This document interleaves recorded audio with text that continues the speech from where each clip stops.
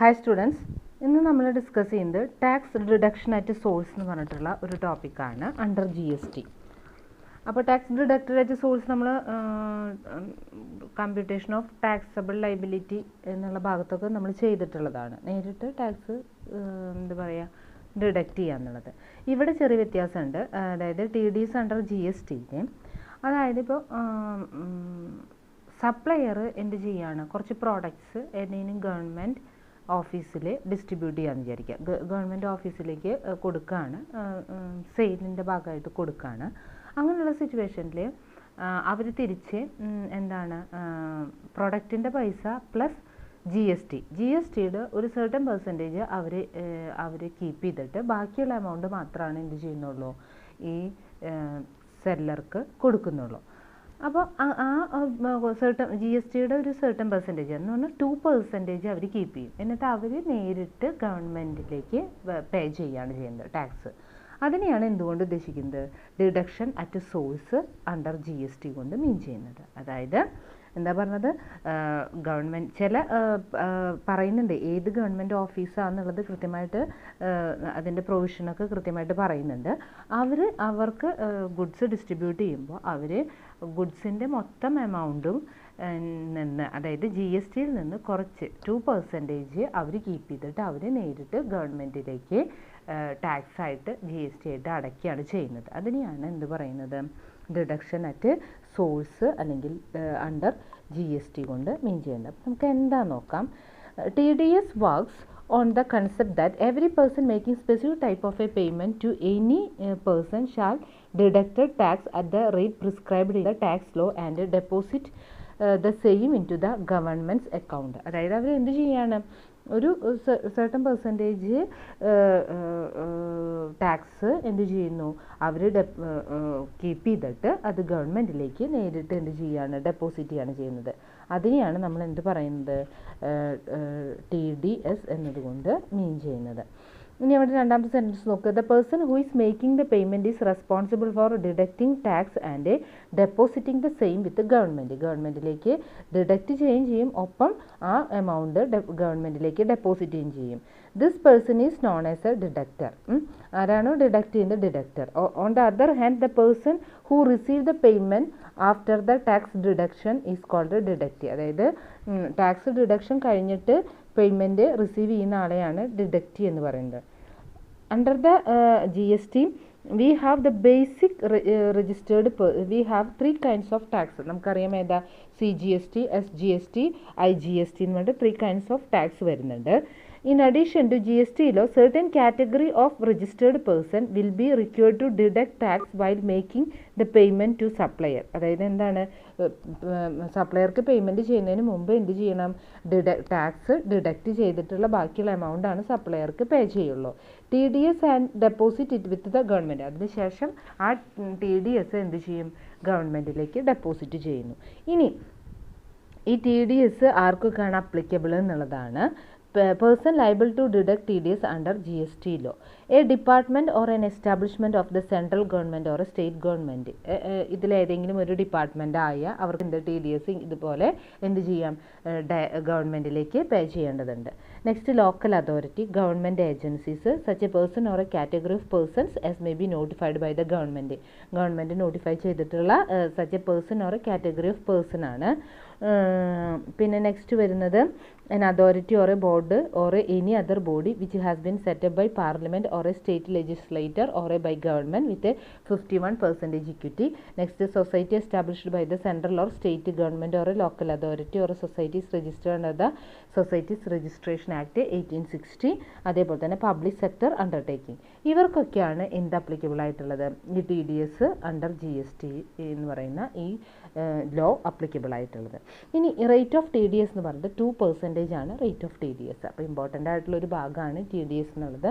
അപ്പോൾ എന്താണ് TDS എന്ന് മനസ്സിലാക്കുക, അത് അപ്ലിക്കബിൾ ആയിട്ടുള്ള ഗവൺമെൻറ് സെക്ടർ ഏതാണെന്ന് നോക്കുക. അതുപോലെ തന്നെ റേറ്റ് ഓഫ് TDS 2% ആണ്. Payment made to the supplier of the tax goods and services. Next നമുക്ക് എടുക്കുന്ന അടുത്തൊരു ടോപ്പിക്കാണ് ഇൻപുട്ട് ടാക്സ് ക്രെഡിറ്റ്, ITC എന്ന് പറയും. ഇൻപുട്ട് ടാക്സ് ക്രെഡിറ്റ് നമ്മൾ പറഞ്ഞിട്ടുള്ളത് തന്നെയാണ്, എങ്കിലും അതെന്താണെന്ന് നോക്കാം. Input tax credit credit means at the time of, അപ്പോൾ ഇൻപുട്ട് ടാക്സ് ക്രെഡിറ്റിന് മുമ്പ് ഇൻപുട്ട് ടാക്സ് എന്താണെന്ന് നമുക്കറിയണം. ഇൻപുട്ട് ടാക്സ് എന്താണ്? അതായത് നമ്മൾ ഹോൾസെയിലറുടെ കയ്യിൽ നിന്ന് പ്രൊഡക്ട്സ് പർച്ചേസ് ചെയ്യുന്ന സമയത്ത് നമുക്ക് റീറ്റെയിലർ ഹോൾസെയിലർക്ക് എന്ത് കൊടുത്തിട്ടുണ്ടായിരിക്കും? ടാക്സ് കൊടുത്തിട്ടുണ്ടായിരിക്കും. അതിനുശേഷം റീറ്റെയിലർ അത് കസ്റ്റമറിന് കൊടുക്കുമ്പോൾ കസ്റ്റമർ എന്ത് ചെയ്യും? ടാക്സ് റീറ്റെയിലർക്ക് കൊടുത്തിട്ടുണ്ടാവും. അത് തമ്മിലുള്ള ആ ഡിഫറൻസ് ആണ് നമ്മൾ എന്ത് പറയുന്നത്? ഇൻപുട്ട് ടാക്സ് ക്രെഡിറ്റ് എന്നതുകൊണ്ട് മീൻ ചെയ്യുന്നത്. അപ്പോൾ ഇൻപുട്ട് ടാക്സ് എന്ന് പറഞ്ഞാൽ സപ്ലയർക്ക് നമ്മൾ കൊടുക്കുന്ന ടാക്സ് ആണ് ഇൻപുട്ട് ടാക്സ് കൊണ്ട് മീൻ ചെയ്യുന്നത്. ഇനി input credit means the time of paying tax on output. ഔട്ട്പുട്ടിന് നമ്മൾ ടാക്സ് കൊടുക്കും. A dealer or a trader can reduce the tax which is already paid on input and pay the balance amount. അതായത് input എടുക്കുന്ന സമയത്ത് already എന്ത് ചെയ്തിട്ടുണ്ടായിരിക്കും? Tax അടച്ചിട്ടുണ്ടാവും. അത് output ടാക്സിൽ നിന്ന് എന്ത് ചെയ്യാം? മൈനസ് ചെയ്തിട്ട് ബാലൻസ് എമൗണ്ട് ആണ് നമ്മൾ എന്ത് ചെയ്യുന്നത്? ഗവൺമെൻറ്റിലേക്ക് പേ ചെയ്യുന്നത്. അതിനെയാണ് എന്ത് പറയുന്നത്? ഇൻപുട്ട് ക്രെഡിറ്റ് എന്തുകൊണ്ട് മീൻ ചെയ്യുന്നത്. When a trader buy a product or services from registered dealer he pay tax on purchase ചെയ്യുന്ന സമയത്ത് ടാക്സ് അടച്ചിട്ടുണ്ടാവും. On selling he collect the tax. Sell ചെയ്യുന്ന സമയത്ത് കസ്റ്റമറുടെ കയ്യിൽ നിന്ന് ആ ടാക്സ് കളക്ട് ചെയ്യും. He can adjust the tax paid at any time of the purchase with the amount of output tax. അതായത് tax on sales and balance liability of tax on sales minus tax on purchase. രണ്ട് minus ചെയ്യുമ്പോൾ has to be paid to the government.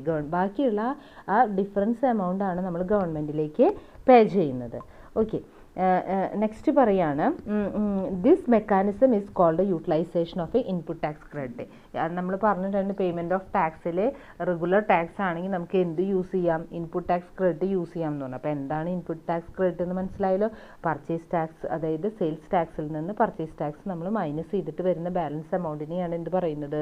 Input tax credit എന്തുകൊണ്ട് mean ചെയ്യുന്നത്. GST taxation structure allows business across India to claim input credit for the tax they paid while purchasing capital goods for their company.